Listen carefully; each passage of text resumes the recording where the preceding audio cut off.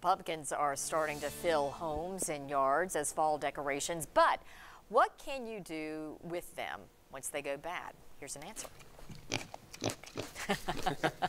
Hooves and Feathers Farm Animal Humane Society says you can bring those leftover pumpkins for its pigs. The farm says pigs love to eat pumpkins, and they are a good source of vitamins and minerals. You can donate any pumpkins or decorative squash as long as they don't have paint on them.